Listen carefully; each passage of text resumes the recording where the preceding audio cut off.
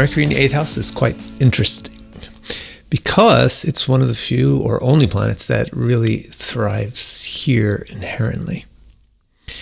To understand the specifics of Mercury in the 8th house, let's start by reviewing what the two parts of this recipe signify independently of each other. In other words, what does the 8th house symbolize and what does Mercury symbolize? Then let's put them together. So as you can see here, the 8th house is the area of the sky that is right above the western horizon. So basically, when you are noticing a sunset, then the sun is in the 8th house. This physical reality of the 8th house is the basis for everything that the 8th house signifies. It signifies the erosion of the western horizon. And since the western horizon represents disappearance, the 8th house represents disappearance in the sense of how can we prevent disappearance. Also, since the western horizon represents other people, the 8th house represents other people, but specifically in the sense of how do we prosper from other people? What do they give to us? So because it's a house that has to do with detangling disappearances, it has to do with mysticism. Mysticism means secrets, things that people don't see, things that are disappeared. Occult, psychic things, psychological things, intuitive things, spiritual things, anything that falls into the category of something which is real but not tangible. Because the 8th house can see these things, it is an important place for intelligence and insight, the insight part of intelligence. So the 8th house will give us our ability to scrutinize something, discover something, research and find something, analyze something to find the parts of it that nobody else saw, like to find where the mistakes are especially. So to critique things is a very 8th house talent. And then also the 8th house has to do with death, but it's particularly about how can we prolong it or put it off. What prolongs it, what puts it off. So it has to do with vitality and the ability to create life. So reproduction and sexuality and libido. Now the area of sky that's above the western horizon also has to do with what we can get from other people. So it has to do with personal gains from relationships. So it will have to do with inheritances, for example. What other people give you, gifts, donations. And it also has to do with individuality or keeping distance from a group. So it's kind of remaining separate from a group or being defined of a group nonconformity. That's the 8th house. Now, if we take a look at Mercury, we'll know all the things that we need in the recipe of Mercury in the 8th house. Mercury basically is the planet that symbolizes intellect. And intellect has to do with codes and patterns. So if we look at the codes part first, Mercury is the planet of communication because communications are encoded forms of information. And how do we encode them? We use words, languages, we use numbers, math. So Mercury represents all those different vehicles for communication and the communication skills themselves. And so therefore it's also the symbol of interaction, our ability to interact with things and people. And therefore it also has to do with how well we trade things with people in exchange, and that's why it has a financial component to it. Mercury is the planet for relationships because it's all about how we interact by communicating or communing with people. So Mercury is a very friendly planet. It likes to form relationships and partnerships. And it's recreational, which means what do you do in a relationship? Especially a friendly relationship. You have fun. You be youthful. You tell jokes and things like that. So Mercury is very good at doing the type of things that are to be done in friendly relationships. Now about the patterns of the intellect, Mercury is very good at learning new patterns. So it has a strong ability to recognize a pattern, find a pattern, and a strong ability to understand what things mean and to predict what's going to happen next based on the pattern of what happened before. Mercury has to do with organization, because organization is how you put your patterns together and how you fit your patterns and how you store your patterns. So Mercury is very efficient, organized, and neat. Mercury is great with symmetry, because symmetry means the patterns are balanced. So Mercury is all about balance, symmetry, and therefore beauty as well. Finally, it's the planet that represents our dexterity, because dexterity is reliant upon balance. So now that we've understood Mercury and the 8th house, it's not going to be too hard for us to put the two together and see what kind of a cookie this recipe makes. All that you have to do is take what Mercury symbolizes and put it side by side with what the 8th house symbolizes and see where they link up. For example, Mercury is the planet of intellect, and the 8th house represents the intellect in terms of insight. So that's a very important thing, that the planet really links with the house, because the planet has to do with intellect and the house has to do with insight. So when Mercury is in the 8th house, that's a main descriptor of what it represents. Now, in a second, I'll flesh that out a bit more for you. But for now, just keep it like that. In your mind, keep that as like a seed of what Mercury in the 8th house means. This is the most important thing. Why is it so important? Because it's coming from a symbolism of Mercury that's extremely deep in its symbolic tree. It's not a derivative. It's a root symbolism for Mercury. It's the root symbolism, intellect. So this will be the overriding characteristic of Mercury in the 8th house, the intellect joining the insight. But another thing which is not unimportant is that Mercury has to do with relationships, yet the 8th house has to do with individuality, which can be counter to relationships, but it also has to do with gaining from relationships. So there's a complicated thing.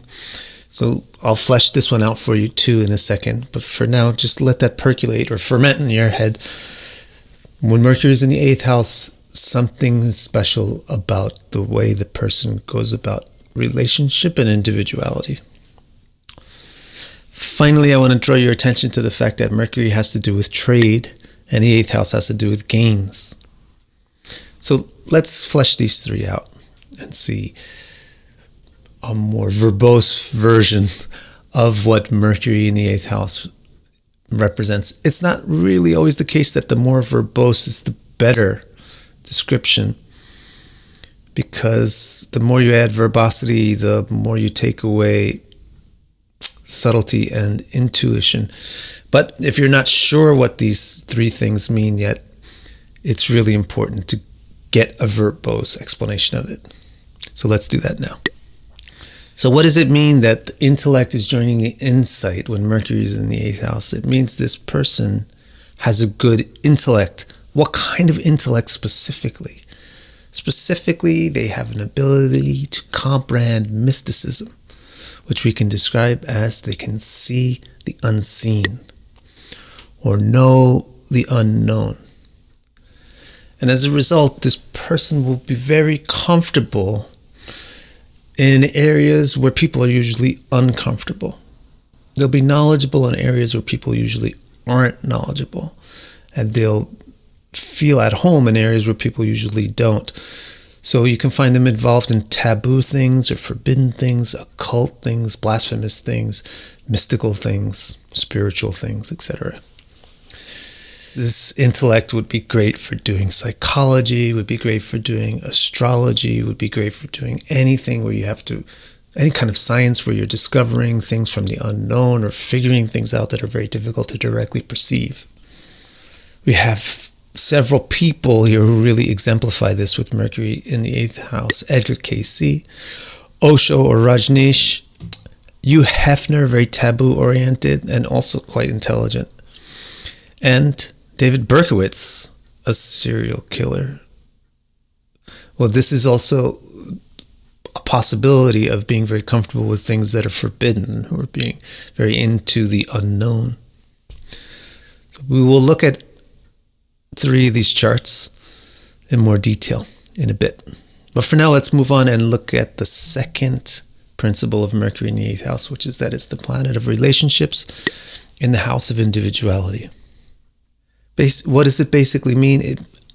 It means they are punishing of others.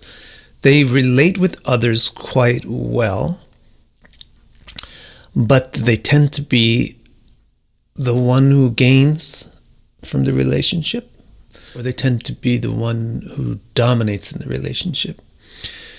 So a punisher can mean a few things depending on how dignified Mercury is mostly. Mercury in the 8th house, for example, is an excellent judge or lawyer, especially a judge. One of the reasons for this is that they see the unseen. So you're trying to lie to a person with Mercury in the 8th house, but it's not working because they see the unseen. They see what you're trying to hide. And also because they're good in research. So they'll be good in detective work to figure out who really did what. Mercury in the 8th house can also be described as critical, because the friendliness of Mercury doesn't really quite sit so well with the criticalness of the 8th house. So this will always be there with Mercury in the 8th house, but it will be more unpalatable the more undignified Mercury is. The thing about Mercury is that it's very balanced, so it's impartial. This is another reason why it's a very good judge, because it's impartial and objective. But it's also why it becomes critical. It would be critical even to its friends, in other words. It wouldn't say, well, you're my friend, so I'll overlook this, or you're my countrymate, so I don't care that you did this wrong, or you're my president, so I don't care that you did this wrong, or you're my same religion as me, so I'll overlook your problems. It's very impartial, and so therefore it's going to strike a friend or a housemate or a countrymate or whatever as being critical. In the lowest dignity, we could explain that they're very harsh. The people who would feel the harshness from Mercury in the 8th house the most would be the people who consider themselves the friend of that person. I'm in the same group as you, but yet you turned on me. That's how they are going to feel. So that's very harsh. They're going to feel like you're very harsh. But the person with Mercury in the 8th house is thinking, what do you mean? You just did something wrong. And I'm just pointing it out like I would for anybody else. But there's another undercurrent going on with Mercury in the 8th house, which has to also be kept in mind at the same time that you're thinking about these things. It's the fact that Mercury is likable. And this 8th house has like a sexual charisma to it. So Mercury in the 8th house, those people tend to be attractive or likable. So it doesn't come across usually as an overwhelming feeling of, ew, this person is so critical. Another third thing about Mercury in the 8th house is that Mercury has to do with trade, and the 8th house has to do with gains. So in a sense, this means the person is probably wealthy. Yet because it's the 8th house, they're gaining a lot of wealth directly in connection with their relationships.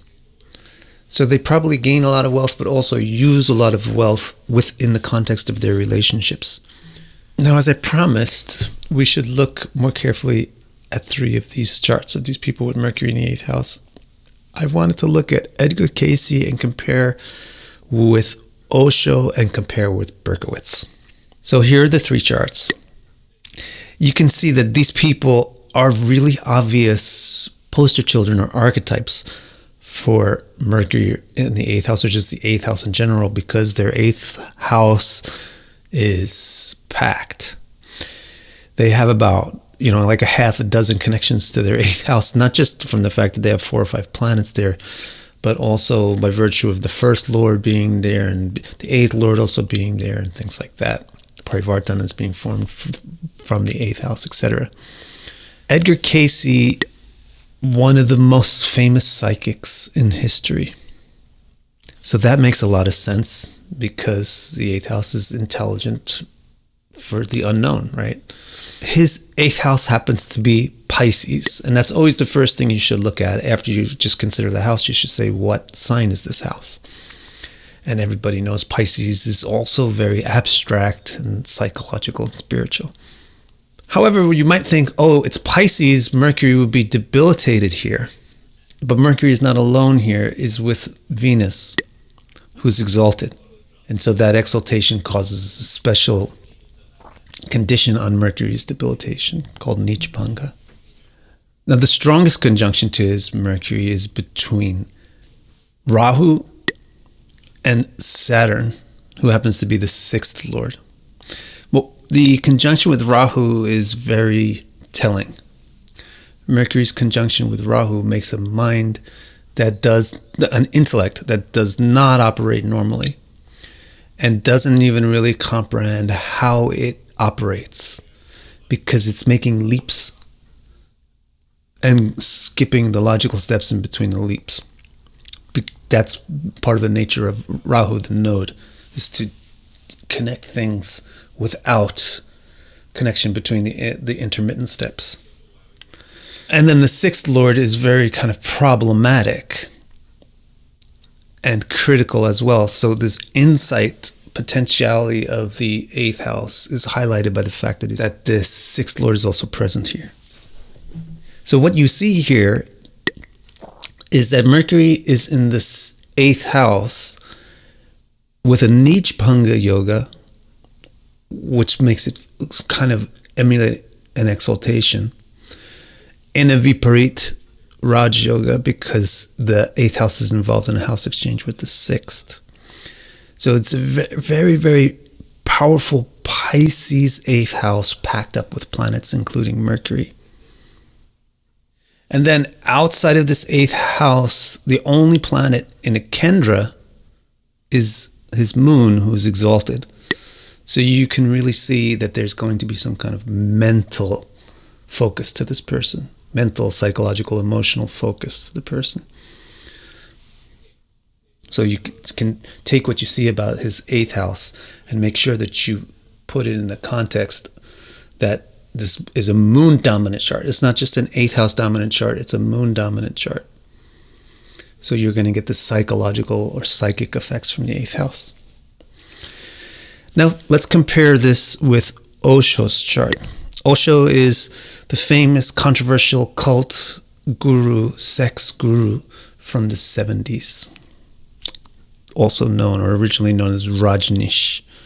So his eighth house is not Pisces, his eighth house is Capricorn. It's not going to be the psychic thing, it's going to be more of a coldly logical thing. Because his Mercury is close to Venus, it's forming Raja Yoga. Because Mercury is the first lord and Venus is the fifth lord. So this is really highlighting this intelligence thing. So you have like a cold, calculating hyper-intelligence related to taboo and mystical things. His Mercury is surrounded by the 11th Lord Mars and the 5th and 12th Lord Venus. So look at that.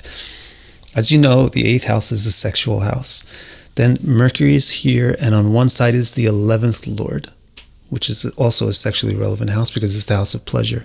And on the other side is the 12th Lord, which is also a sexually relevant house because it's the house of moksha, which is orgasm. And then the 12th Lord is also the 5th Lord, which is also a sexually relevant house because it's the house of children and love.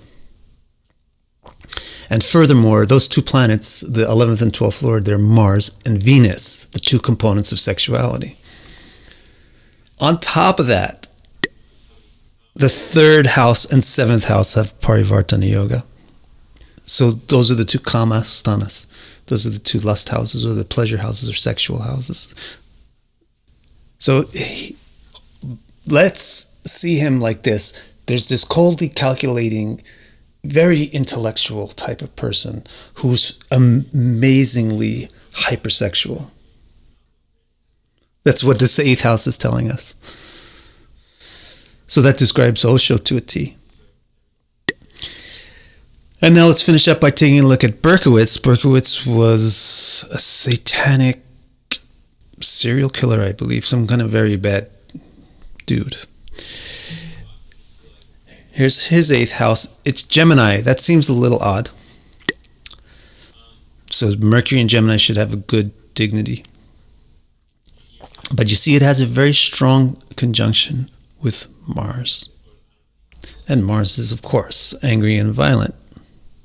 Now you might say, well, Osho has conjunction with Mars too. It's not quite as close, but also, newsflash, Osho's organization was a terrorist group that tried to do biological warfare on an entire town.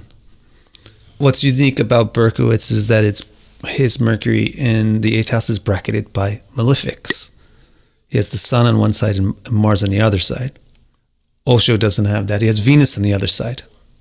So he's not as obviously violent or angry as a person like Berkowitz. The context of the charts is interesting and important too. The context for Osho is that his ascendant is Gemini. So his context is intellectual.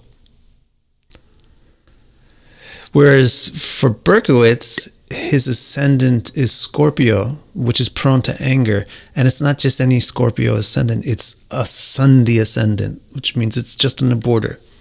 So his ascendant is distressed.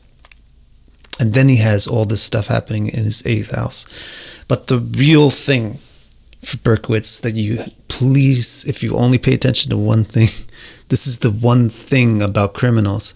His moon is exactly conjoined Rahu.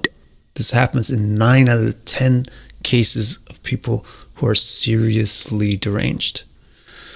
They have an extremely tight conjunction with moon and Rahu in a very prominent house, usually the 4th or the 10th.